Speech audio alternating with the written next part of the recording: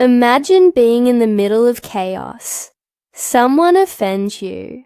Plans fall apart, pressure builds, and instead of reacting, you feel calm, centered, and in control. Imagine moving through life without being shaken by every small problem, every rude word, or every unexpected change. But tell me the truth. How many times have you let anger take over? How many times have you said something you later regretted, or felt your peace slip away because of something that didn't even matter a day later? The way you handle pressure defines your strength. If you respond with patience, with silence, with wisdom, you remain in control. But if you react without thinking, if you let emotions lead, you give away your power before the battle even begins. Today, you're going to discover 14 Stoic lessons that will help you calm down, say less, and stay strong no matter what life throws at you. These aren't just ideas. They are tools used by warriors, leaders, and thinkers for centuries to build unshakable minds. So get ready, because after this video, your reactions will never be the same again. Before we start, I want you to make a commitment to yourself. Write in the comments, I stay calm, I stay strong. You won't just be writing a phrase, you'll be training your mind to pause, to breathe, and to rise above. The more you repeat it, the more natural it becomes, until it becomes who you are. So, write it down now and let's begin. Number 1. Cultivate a deliberate slowness. Slow down. The world around you is rushing, shouting, spinning, faster and faster. People are running from one task to another, talking before thinking, reacting before breathing. But you're not here to live like that. You're not here to be another person lost in the noise. You're here to be calm. You're here to be strong. You're here to be unshakable. When you act fast without thinking, you make mistakes. You say things you didn't mean. You agree to things you don't want. You let emotions guide your actions. And once you do that, you give your power away. The Stoics knew this. They didn't try to control the world. They learned to control themselves. That's why you need to practice slowness, not laziness, not inaction, slowness, with intention, slowness with awareness. Think of it like this. When someone offends you, your instinct is to respond right away, to defend yourself, to speak louder, to prove a point. But what happens when you take a breath first? What happens when you pause before you speak? You gain control. You gain clarity. You respond instead of reacting. Marcus Aurelius wrote in his journal every day, not because he had time to waste, but because he knew that calm thought leads to strong action. He faced pressure, politics, war. But he didn't let the chaos around him become chaos inside him. He moved with calm, with care, with purpose. So ask yourself, when was the last time you paused before replying? When was the last time you took a moment just to breathe and think before acting? If you're like most people, you move too fast, and when you move too fast, you lose sight of what really matters. From this moment on, start practicing a new kind of strength. The strength to pause.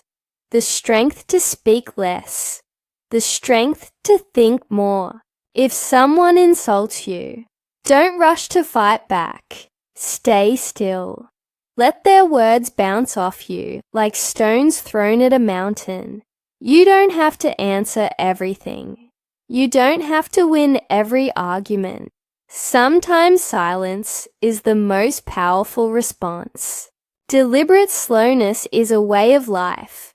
It's how you take back your attention in a world that's trying to steal it.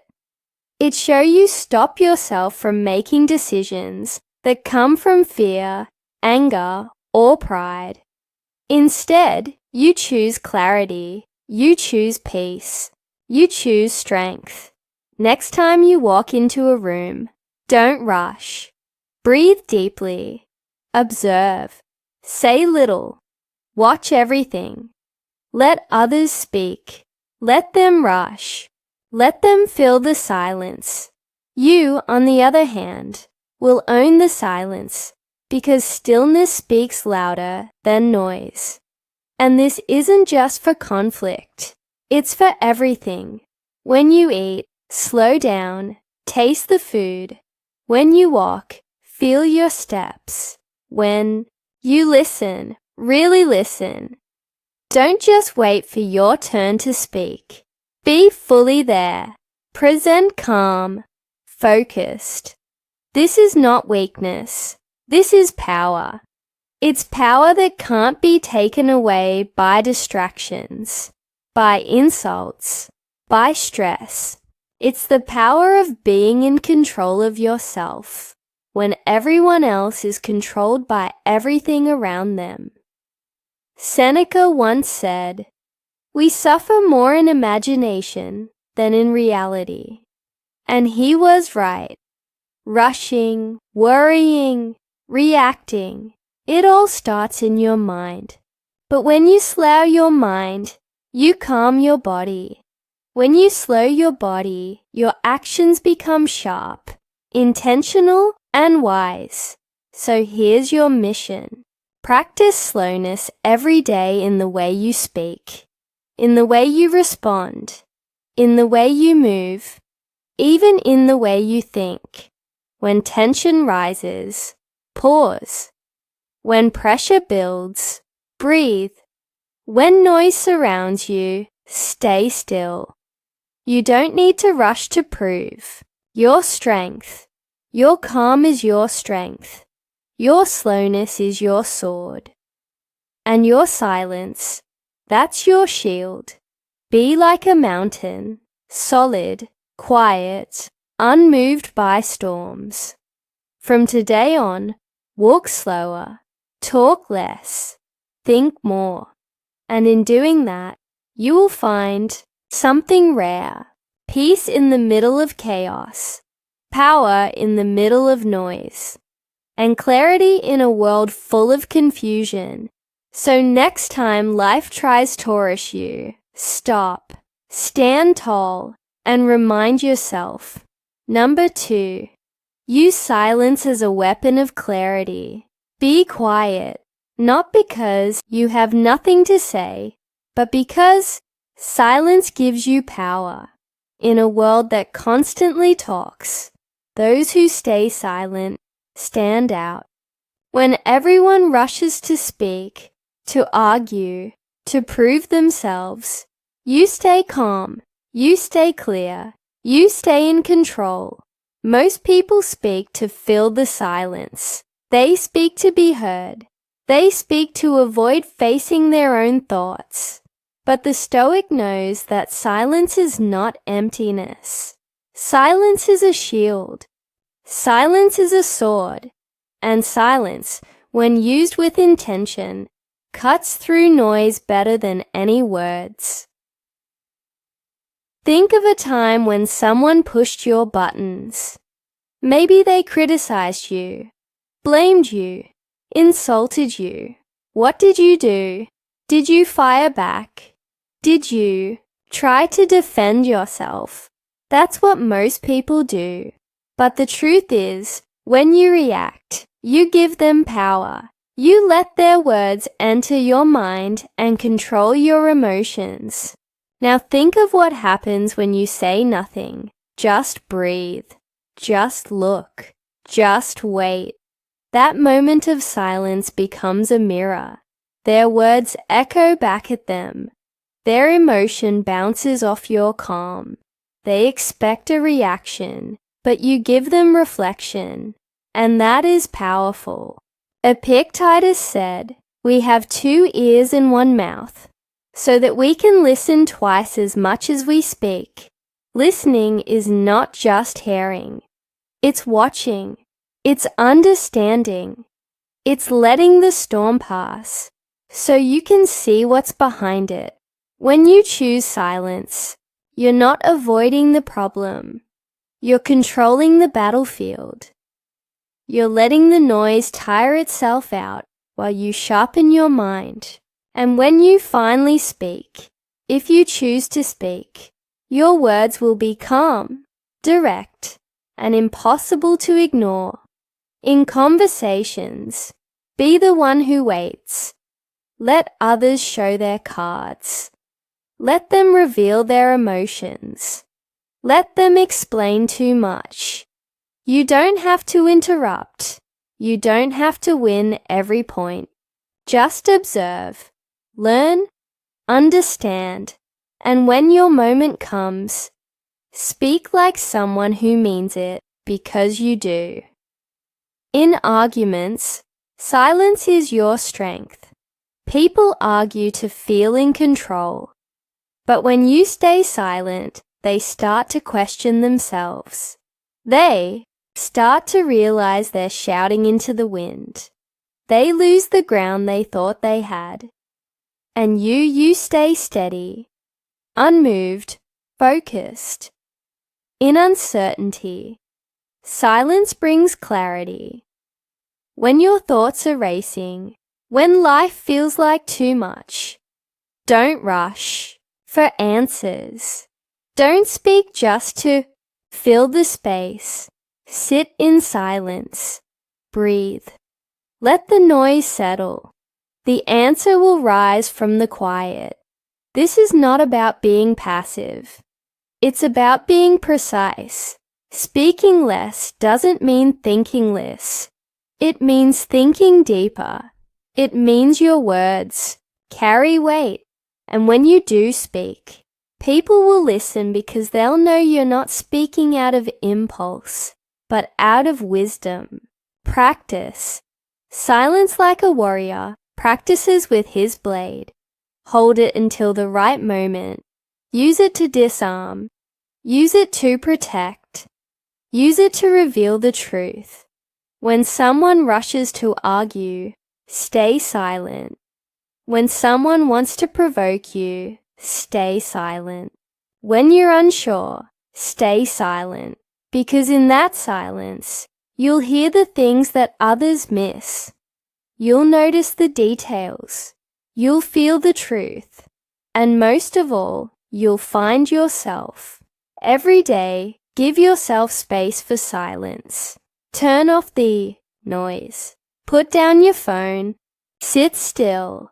Think. Reflect. Listen to yourself, to the world, to the moment. That silence is where strength is built. That silence is where wisdom is born. That silence is where clarity lives. So the next time you're about to speak, pause. Ask yourself, am I adding value or am I just adding noise? If it's the second, hold your silence. That's your real power. From today forward, carry silence like a weapon. Sharp, precise, controlled. Use it when others lose control. Use it when the world gets loud, and watch how clarity follows you everywhere you go. Number 3, practice premeditation of praise. Get ready because this one will challenge your ego. It will make you uncomfortable, but it will also make you unshakable. Let's be honest. Everyone wants to be praised. Everyone wants recognition. A compliment here, a like there, applause, approval, admiration. It feels good, doesn't it? But here's the truth. If you depend on praise, you are not free. If you need someone else to tell you that you're enough, you will always be chasing their words, not your own values. So how do you become stronger than that? How do you build a mind that doesn't rise or fall with someone else's opinion? You prepare for it. You rehearse it in your mind, just like the Stoics did. The Stoics called it premeditatio, the practice of imagining things before they happen. Most people use it to prepare for pain, for setbacks, for loss. But today, you're going to use it to prepare for something else. Praise. Because here's what no one tells you. Praise is just as dangerous as criticism. Praise can soften you. Praise can feed your pride. Praise can trap you in the image others have of you. And once you start living for it, you stop living for what really matters. That's why you must train yourself to expect praise, and then ignore it. Imagine it now. Someone compliments your work. They say you're amazing, talented, impressive. Your instinct to smile, to feel proud, to want more. But pause, breathe, catch yourself. Ask, does this change my principles? Does this make me better, or just more liked? Am I doing this for truth or for applause? Marcus Aurelius was the most powerful man in the world, yet he reminded himself daily, don't let your head be turned by praise. Don't think yourself more than you are. He knew that applause is fleeting and fame is hollow. What mattered was doing the right thing, even if no one noticed. So, practice this. Visualize praise before it comes. Hear the compliments in your mind.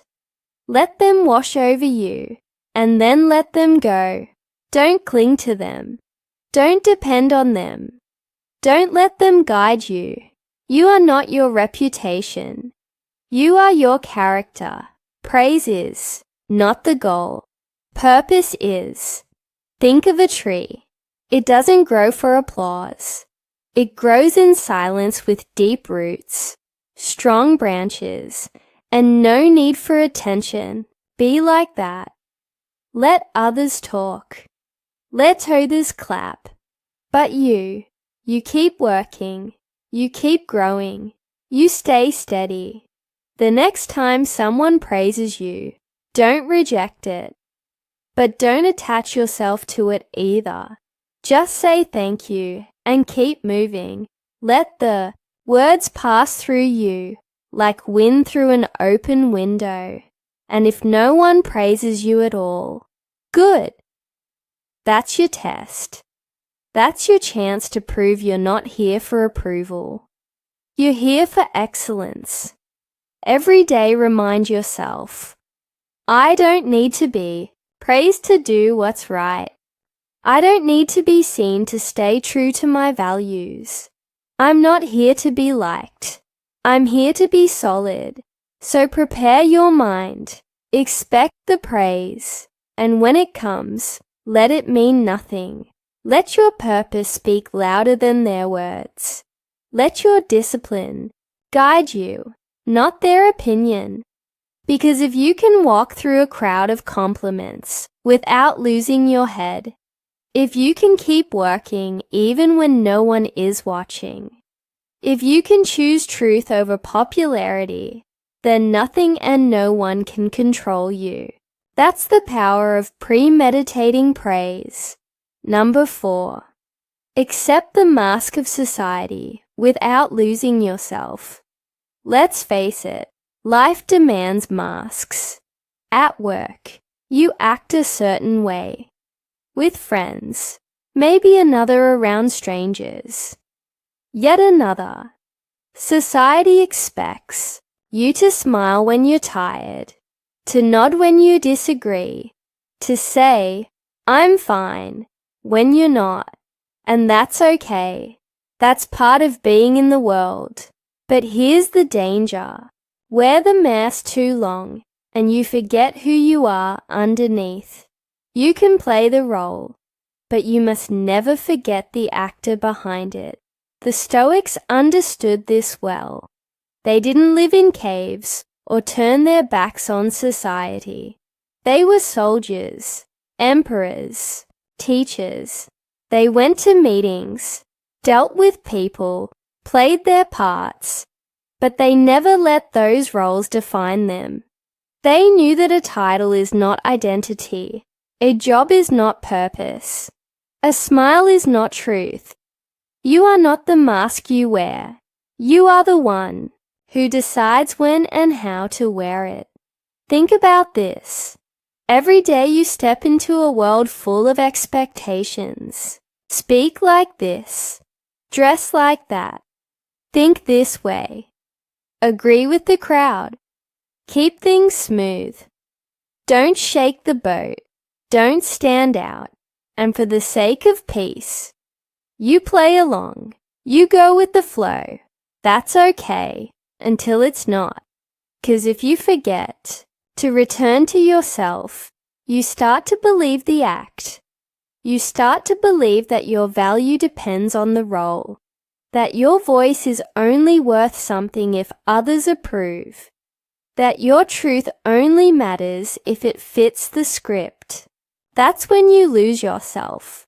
Marcus Aurelius was emperor of Rome, the most powerful man alive, but he reminded himself daily, "You are just a man, nothing more." He wore the crown, but he didn't let it sink into his soul. He knew that when the role ended, the only thing left was character. So, how do you survive in a world of masks without losing your face? You remember your center. You check in with your principles. You hold a quiet space, inside that no one else can touch. When you go into the world, yes, put on the mask if needed. Be polite. Be professional. Say the right thing at the right time. But when the day ends, take it off. Come back to yourself. Ask, did I stay true to my values today? Did I act from fear or from clarity? Am I shaping my world or is it shaping me? You don't have to tell everyone your truth, but you should never lie to yourself. Don't confuse silence with surrender. Sometimes it's wise to hold your thoughts. Sometimes it's smart to play the role, but always know why you're doing it. If you're quiet out of fear, it's weakness. If you're quiet out of strength, it's power.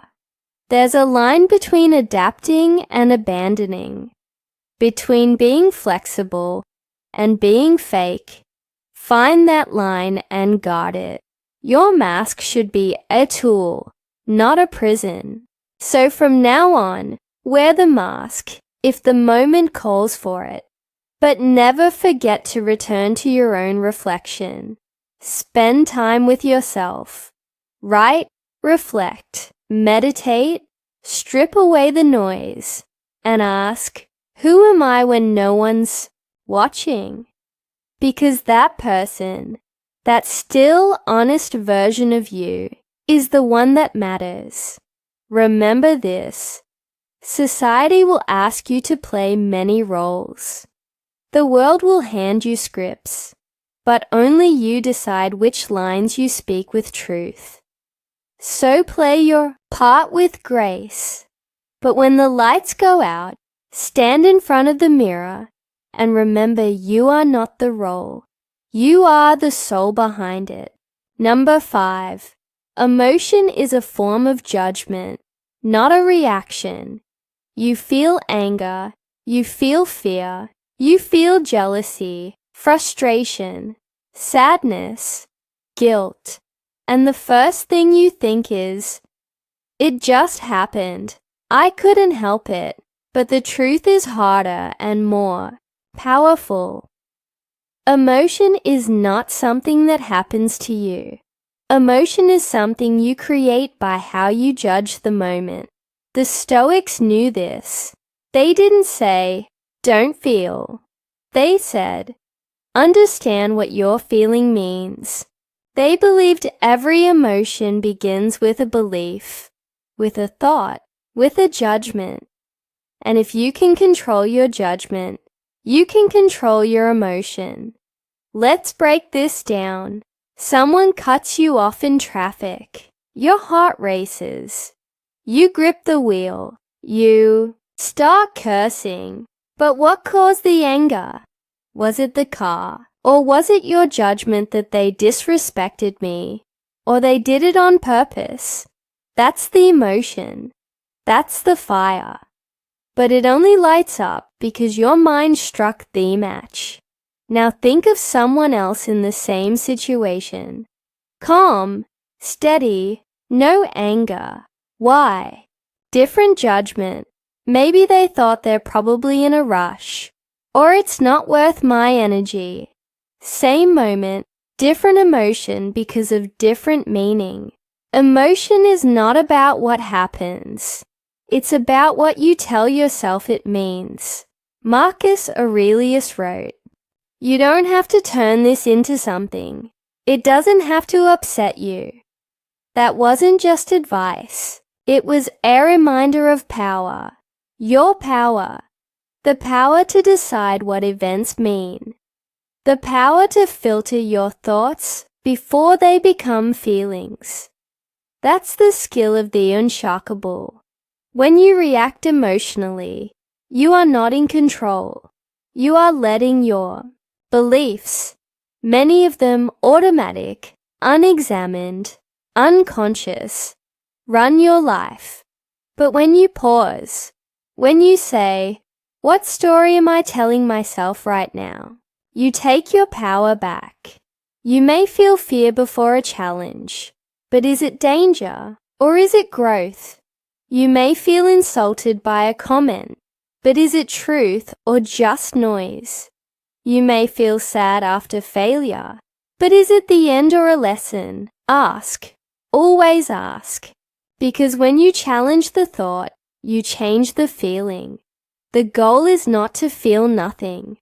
The goal is to feel clearly. To let your emotions follow truth, not impulse. To build a filter so strong that false beliefs cannot pass through. Seneca said, "We are more often frightened than hurt, and we suffer more in imagination than in reality."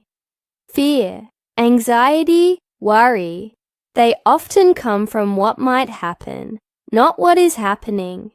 And when you treat these guesses as facts, your body follows. Your heart races. Your breath shortens. Your thoughts spiral. But stop for 1 second and ask, what judgment am I making? Is this based on truth or fear? Is this helpful or is this just habit? That 1 second of awareness is everything. That's your break in the cycle.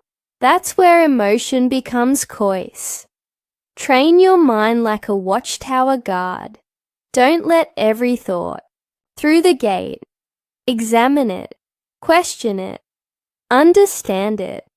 Because once you control the judgment, the emotion can't control you.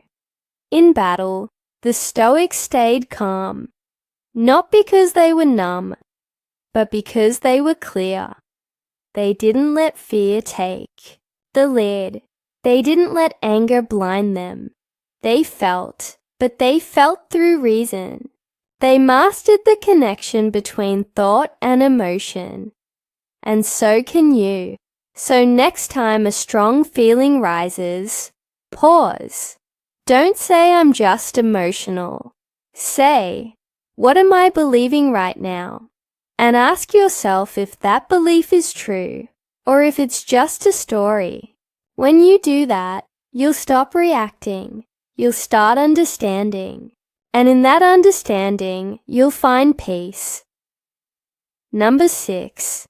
Study your own death as a daily mental drill. Most people don't want to think about death.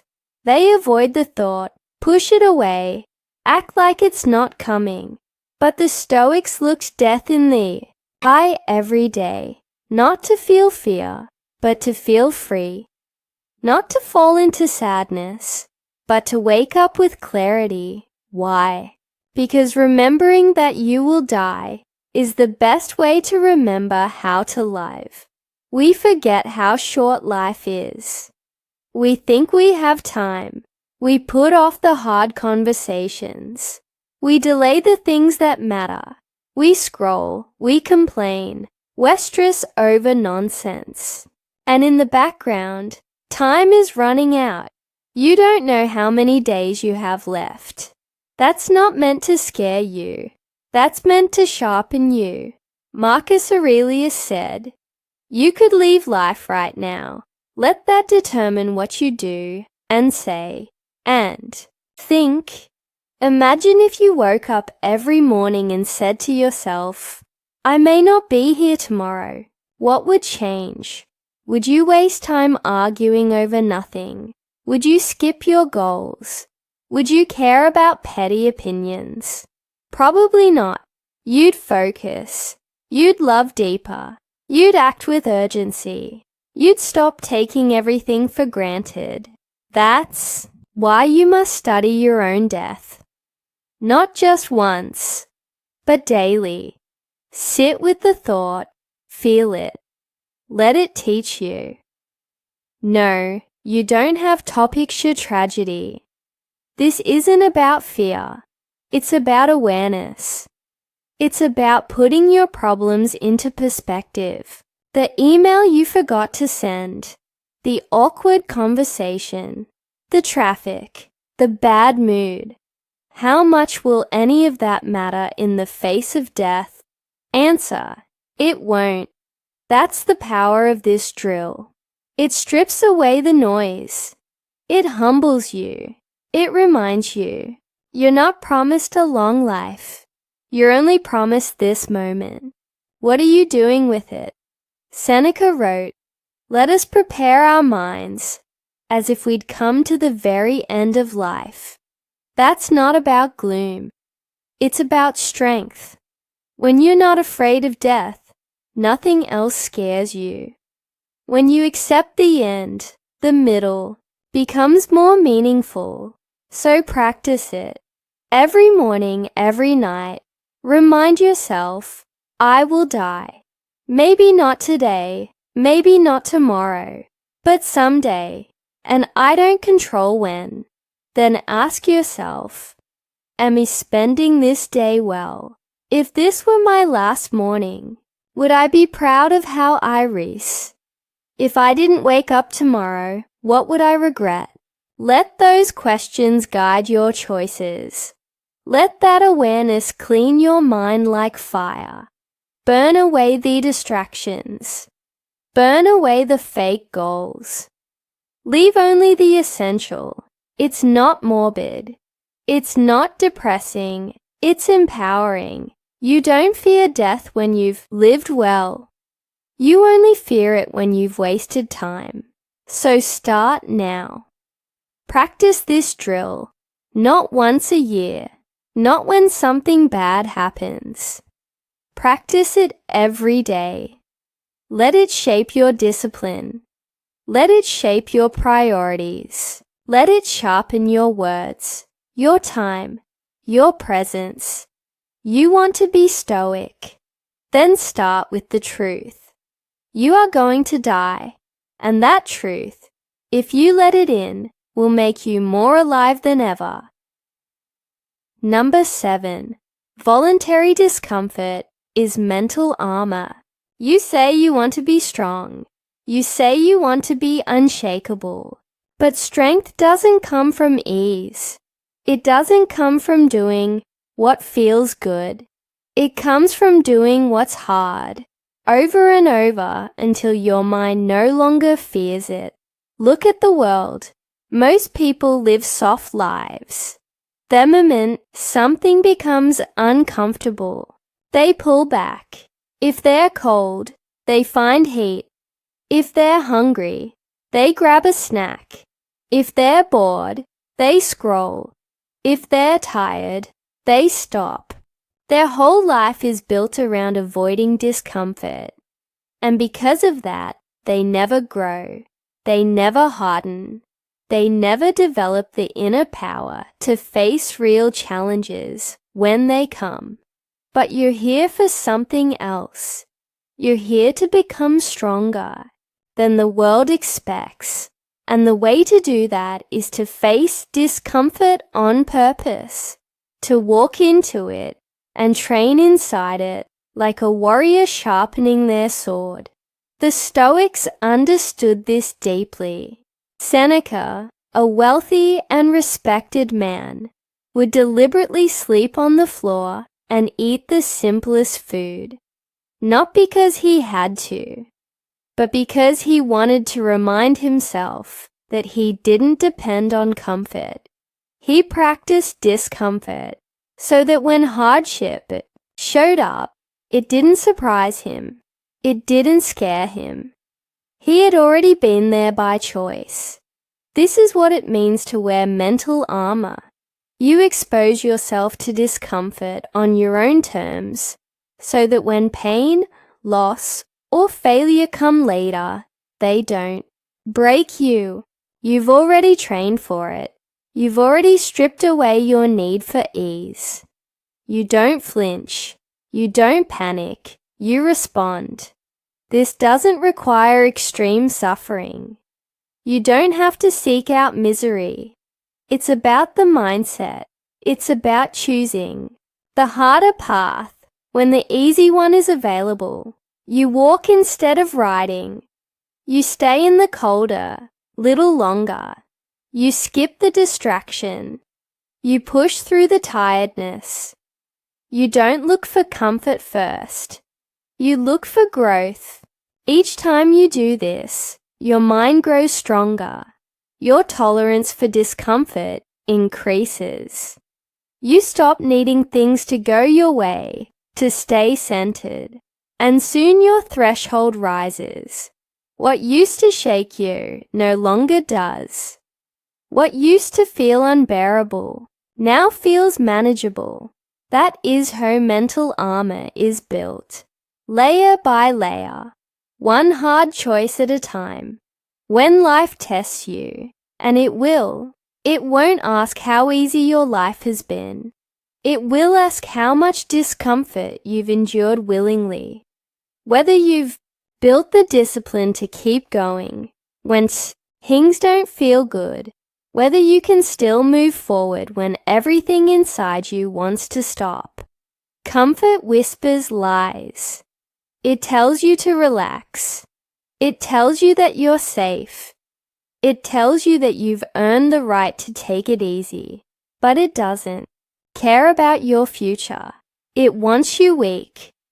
Discomfort, on the other hand, tells you the truth.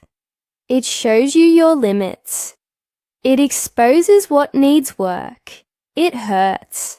But in the way that training hurts, it makes you better. So live in such a way that you choose some discomfort every day. Not to punish yourself, but to free yourself.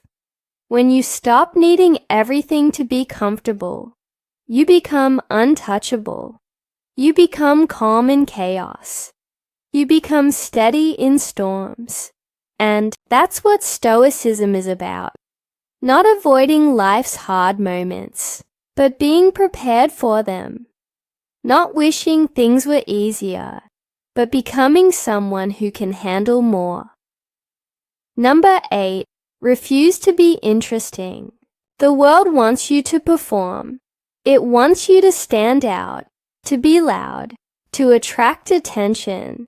Everywhere you look, people are trying to be interesting on social media, in conversations, in public. They chase likes, reactions, applause.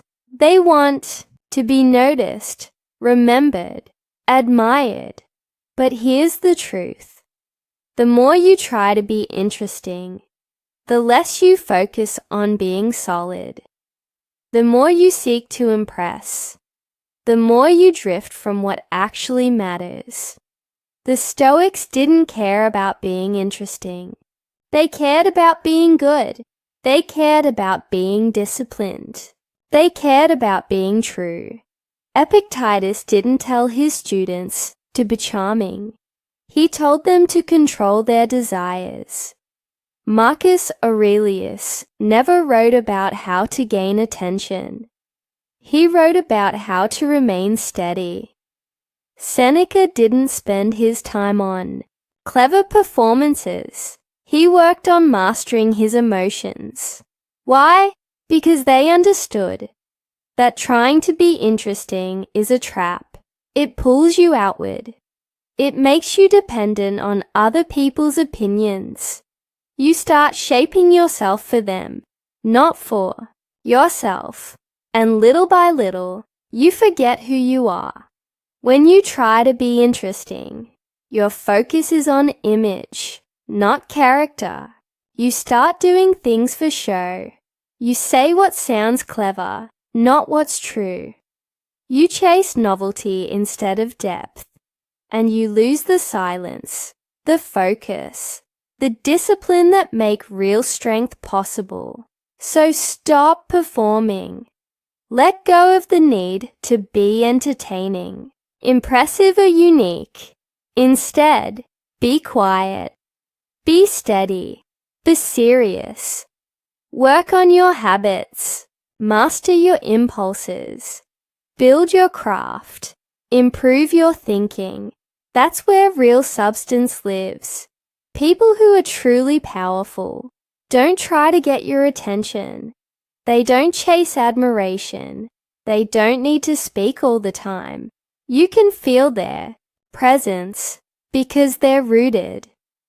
They're focused. They're real. Be like that. Let others be loud. Let them show off. Let them tell stories to impress. You don't have to compete. Your goal is not to stand out. Your goal is to stand strong. That doesn't mean you avoid people. It doesn't mean you hide from the world. It means that your first job is not to seem, it's to be. Be grounded. Be consistent. Be thoughtful. And if people notice that, fine. If they don't, fine. You didn't do it for them. If you refuse to be interesting, you free yourself.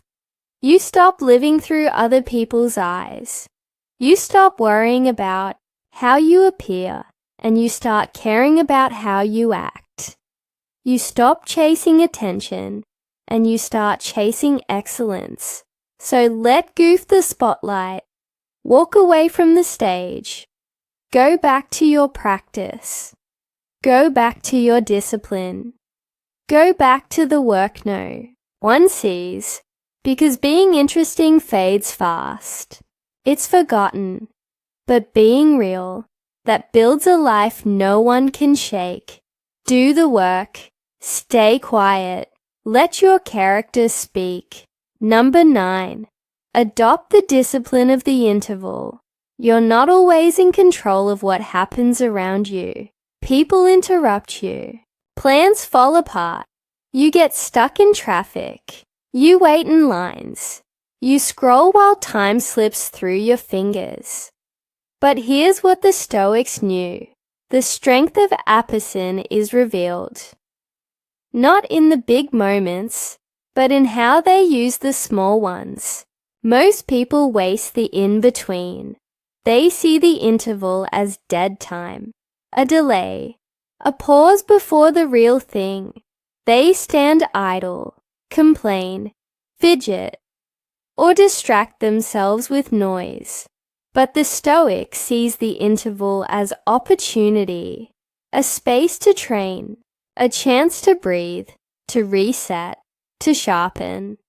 Marcus Aurelius ruled an empire, faced war, sickness, betrayal, and yet he still found moments to write, to reflect, to center himself. He used the cracks in his day to return to his principles. He didn't need an hour of silence. He needed a few clear minutes, and so do you. The discipline of the interval means you stop treating the in-between as nothing. You stop waiting for the perfect time to start thinking clearly or acting with intention. You turn every pause into a practice. You're walking to your next meeting. That's time to rehearse patience. You're stuck in traffic. That's time to observe your reactions. You're waiting for a call to start. That's time to check your breath, your posture, your mindset. You're between tasks. That's a moment to ask what matters most right now. This isn't about doing more. It's about thinking better, using short moments with long-term awareness. This is how you build consistency, not in bursts, but in threads. Thin lines of discipline stitched through your entire day. Most people drift. They jump from one thing to the next without pause, without clarity. They react, they stumble. But you will be different. You'll carry stillness with you like a tool. You'll insert reflection into gaps. And by doing so, you'll stay steady in a chaotic world. This is why the Stoics practiced journaling. Not because they had time to spare, but because they made time, even in thesmaless spaces. Seneca wrote letters between meetings. Epictetus gave lectures in tight corners of time. Marcus wrote to himself late at night or early in the morning, or whenever the empire allowed a few quiet minutes. You don't need a retreat to live with intention. You need awareness. You need the discipline to catch the moments that slip by unnoticed. You need to see 5 minutes, not as just 5 minutes, but as training. When you live like this, your day becomes a workout for the mind. Every pause becomes a place to reset your aim. And every time you do it, you're reminding yourself who's in control. Not your schedule, not your circumstances. You. So, stop saying, "I'll do it later." Stop waiting for a better time. Use what you have. Use where you are. Adopt the discipline of the interval, because life isn't lived in the big moments. It's shaped in the quiet ones, the ones no one sees, the ones you usually ignore. From now on, turn every gap into ground, every pause into power, every delay into a decision to return to your principles. That's what makes you unshakable, not dramatic changes, not grand gestures, but quiet discipline practice, moment by moment, all throughout the day. Number 10, train in social indifference, not isolation. You're going to be around people. That's life. You'll hear their opinions, feel their energy, be affected by their moods. And if you're not careful, those things will shape you without you even realizing it. You'll start chasing approval. You'll start shrinking to avoid judgment.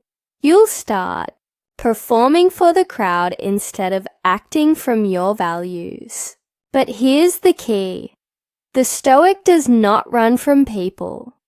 He does not isolate himself to find peace. He moves through the world with calm, with strength, with indifference, not toward people's existence, but toward their opinions. There's a difference between isolation and indifference. One says, "I need to hide to stay centered." The other says, I can be surrounded by the noise and still not be moved by it. That's what you train for, not to avoid the world, but to walk through it untouched. Marcus Aurelius lived in the middle of power, politics, and pressure. He was surrounded by flattery, criticism, betrayal, expectations, and yet he minded himself daily. Don't waste time arguing what a good man should be. Be one. He didn't wait for the world to agree with him. He didn't need applause. Hectored from within, and he let the world react how it wanted to. When you train in social indifference, you're not training to be cold. You're not training to hate people. You're training to stay true no matter what people think, say, or do. You're training to stay centered when you're praised, when you're ignored, when you're misunderstood, when you're laughed at, when you're envied. It's easy to feel strong when you're alone. It's easy to hold your principles when no one's challenging them. But real discipline is tested in the crowd. Real clarity is proven in the noise. You don't have to agree with the group. You don't have to respond to every comment. You don't have to explain yourself every time someone misunderstands you. What you have to do is stay anchored to yours.